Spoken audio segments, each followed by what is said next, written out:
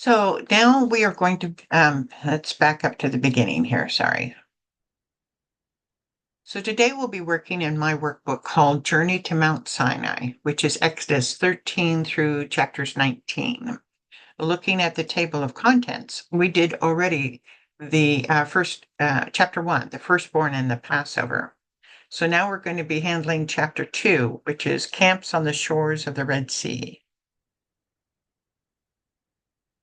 Camped on the shores of the Red Sea, Exodus 13, verse 17, verses chapters 14 through 8.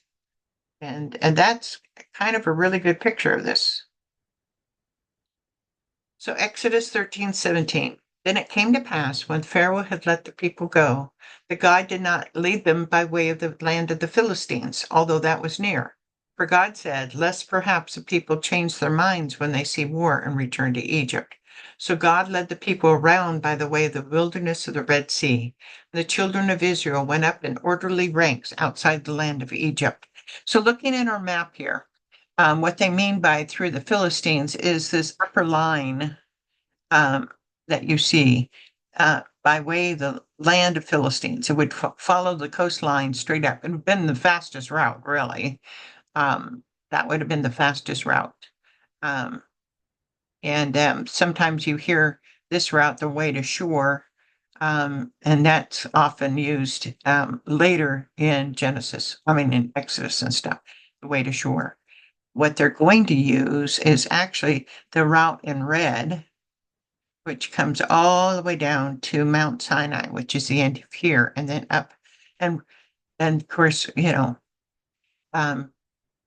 will get to the end of Mount Sinai by this book. I'm going to leave it at that. I'm not going to talk about it over here. During that time, there were 4 routes that could have been taken by the Israelites to get to their destination. The first is the way through the land of the Philistines. And this, as I talked about, that's this upper line.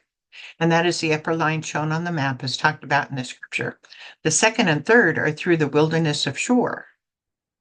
The second 2 black lines. Instead, God took them by the way of the wilderness of the Red Sea. So down here, remember, the Red Sea originally was this Gulf of Suez was the Red Sea. Now the Red Sea is down below, and that's called the Gulf of Suez,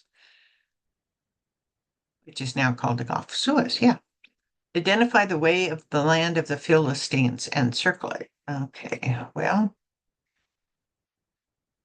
here's. Okay. Why did God not want them to take them that way? Thus, they changed their minds when they see war. They needed to take time to learn about God and these things. They've been 400 years under the power of Egypt. They needed to learn to be Israelites again. In present day, the Red Sea is the bay at the tip of the Sinai Peninsula. What is the Red Sea at the time of Exodus now called? Gulf of Suez. Circle the route that God is going to take the people as it heads down the Gulf of Suez. So it is this red route down here.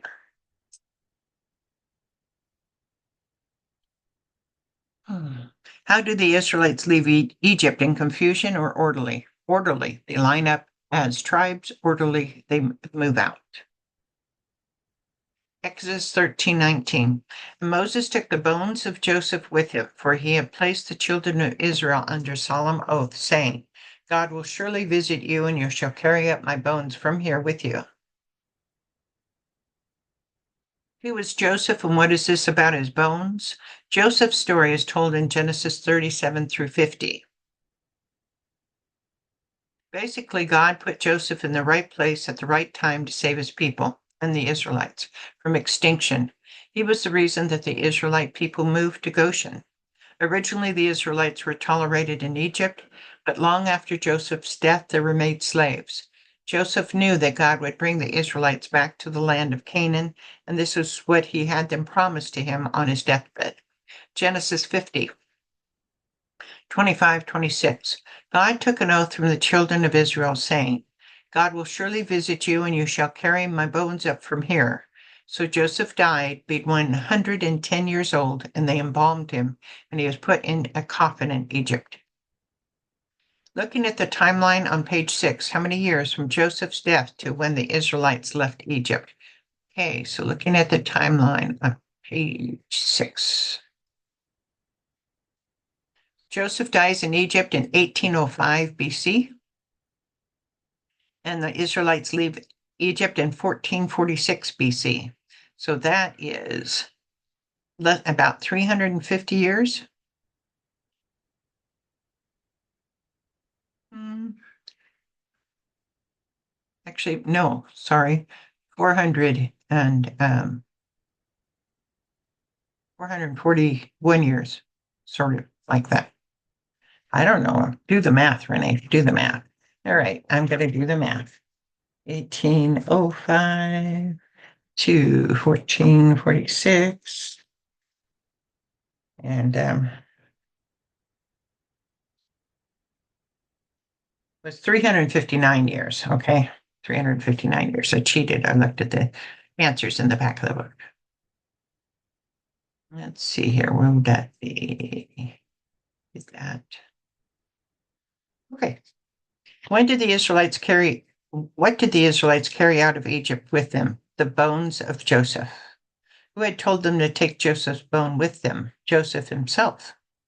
How old was Joseph when he died? He was, I don't know. He was 110 years of age. I thought I'd seen it here recently, but anyway, 110 years of age. What did they do with Joseph's body when he died? They embalmed him. Exodus 13:20. So they took their journey from Succoth and camped in Etham at the edge of the wilderness. And the Lord went before them by day in a pillar of cloud to lead the way, and by night in a pillar of fire to give them light, so as to go by day and night. He did not take away the pillar of cloud by day or the pillar of fire by night from before the people. Where did they travel from? Succoth, and they traveled to Etham. Make a line from Succoth to Etham on the left side of the Bitter Lakes. Okay. Succoth to Etham. Okay. So we're going to have to do an arch here. Okay.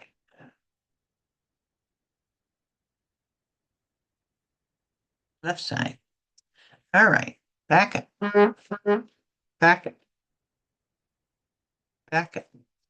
Okay. Try it again. Left side of the Bitter Lakes. Okay. So this way. Well, basically, let's just do that. Okay. The Israelites originally came from Goshen, but started their trip from Ramses before getting to Succoth. Underline Goshen and make a line from Ramses to Succoth. Okay. Underline Goshen. Come on. Underline. Underline Goshen. Okay, well, we'll do it that way. And then make a line from Ramses to Succoth. Okay. What is Etham on the edge of? Etham is on the edge of the wilderness. Remember, wilderness in the Bible times usually meant the desert. Which pillar was used by the day? Is a pillar of cloud. Which pillar was used during the night? A pillar of fire. Did God ever remove his directing pillar from the people? No. Look up scripture. How many Israelite men were traveling? We now know there's 600,000 men. So including women and children, doubling the figure from number 8 would be 1,200,000 men, women, and children. So the scriptures continue. Exodus 14:1. Now the Lord spoke to Moses, saying, Speak to the children of Israel, that they turn and camp before Pi Hahathroth, between Migdol and the sea opposite Baal Zephon. You shall camp before it by the sea. Okay. So notice that they are doing it like a little circle there. Follow the line from Succoth to Etham. Succoth to Etham. Follow the line from Etham to Magdal. So notice Magdal. Underline Baal Zephron on the map. Okay, underline Baal Zephron on the map.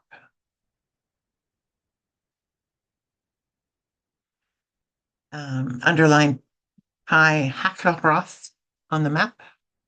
Okay, Pi Hakeroth on the map. Their final destination is northeast of Etham, not west, and yet God sends them west. There may be some Israelites who have traveled in this area before. They would know they're traveling the wrong way. What do you think they're thinking at this point? So their destination is up here, you know, up near the above the Dead Sea here. And so that's their destination, and yet God is sending them downwards. And if anybody had made any of these travels, they would go, "What the heck is God doing?" They're probably wondering why God is sending them this way. Nobody, we never hear that, but they would surely have to wonder. Exodus 14:3, for Pharaoh will say of the children of Israel, they are bewildered by the land. The wilderness has closed them in. Then I will harden Pharaoh's heart so that he will pursue them, and I will gain honor over Pharaoh and over all his army, that the Egyptians may know that I am the Lord. And they, the Israelites, did so. What did God say Pharaoh would think? He will think because they're not traveling the direction that they're supposed to, that they're all bewildered and that they're now going to be closed in by the wilderness. What will God do to Pharaoh's heart? Harden it. What will Pharaoh do? He will send out his army, really. He will pursue the Israelites. Why is God causing all this to happen? So that he can have gain honor over Pharaoh and all his army. Did the Israelites follow through with what seemed like an illogical move of their people? Yes, they did. Now remember, and I know I'm going to bring this up in my book, but remember that Egyptians have lost everything. They've lost fish in the sea, they've lost their animals, and they've lost many of their fruit trees and their herbs. They've lost everything from the land and also their firstborn. The only thing they have left, if you remember, is their army. And God is now going to attack their army. Exodus 14:5. Now it was told to the king of Egypt that the people had fled, and the heart of Pharaoh and his servants were turned against the people, and they said, why have we done this, that we have let Israel go from serving us? So he made ready his chariot and took his people with him. They have had servants from the Israelites for so long, they don't know how to do that work.